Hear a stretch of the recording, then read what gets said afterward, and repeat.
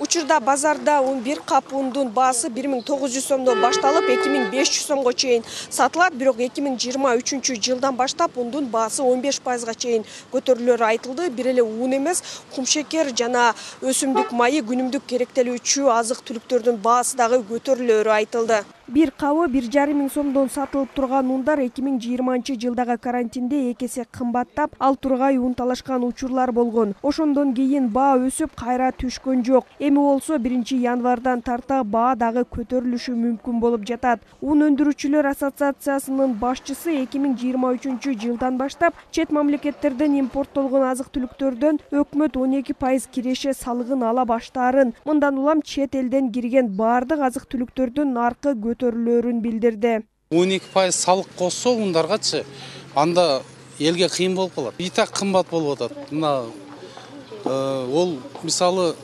Казакстандан келиши палан 100 километр.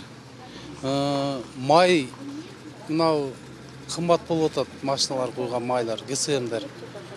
Анан еще салык кошулса, анан элге кичине элди ойлосо, эми мындай нерсе кошпой эле коюш керек да продуктагачы деп ойлойм, мен жеке оюм да.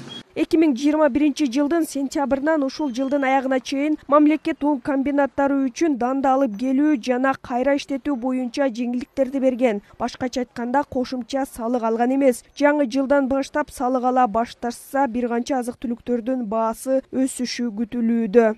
Кыргызстанда 2022 жылдын алгачкы 8 айында азык-түлүктөрдүн баасы бир канча эсеге көтөрүлгөн. Алардын ичинен турмуш тиричиликке зарыл болгон кумшекер 41%га, un 25%га, мөмө жемиш 20%, сүт азыктары 16%га кымбаттаган.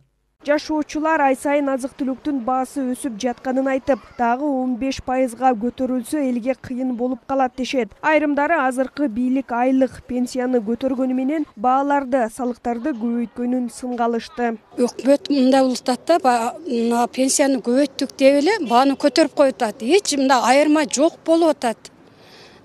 Бул жагында эсеп кысап кылыш керек. Мисалы, мен 4000 пенсия алам. Карапайым эл үчүн да кыйын да. Баягы бейбечараларга кыйын болуп атат да. Алды жеп атат, аркасы жебей эле кыйынчылык менен эле жашоо болуп атат. Жылдан жылга эле күндөн күнгө баа өсүп атат. Азман жогоруда отургандар карап коюш керек да элди. Туурабы, жөнөкөй адамдар кыйын болуп атат. Берген пособиясы 1000 сом. Жөнөкөй жарандарга кымбат болот да. Таасирин тийгизет эми албетте.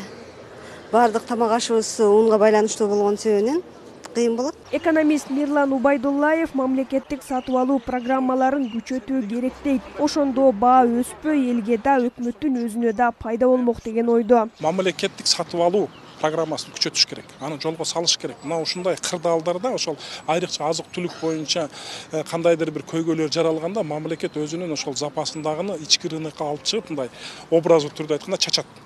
Бааны түшүрүш үчүн, ал мейли азык-түлүк маселеси болсун, мейли ал валюта маселеси, баягы бир курс төмөндөп атканда, ошондой мамлекеттик сатып алуу иш-чараларын күчөтө турган болсо, мамлекет бүгүнкү күндү эмес, алдын ала ошол 5 жыл, 10 жылдык туура саясатын жолго коюп алат. Un өндүрүүчүлөр ассоциациясынын башчысы Рустам Жунушов бүгүнкү күндө un комбинаттарындагы дандын жана ундун запасы азайганын, буга байланыштуу абал оор экенин билдирген. Ундун кымбатташы нандын наркына да таасир берерин айтып, баасы 20%га өсөөрүн кошумчалаган. Эске салсак, жакында эле Айыл чарба министрлигинин башчысы Аскарбек Жаныбеков Кыргызстанда азык-түлүк жетиштүү экенин, негизги азык-түлүк менен камсыз кылууда маселе жаралбайт деп ишендирген эле. Зыягүл Болот кызы, Азам Бузриков, Бейтарап, Ош шаары.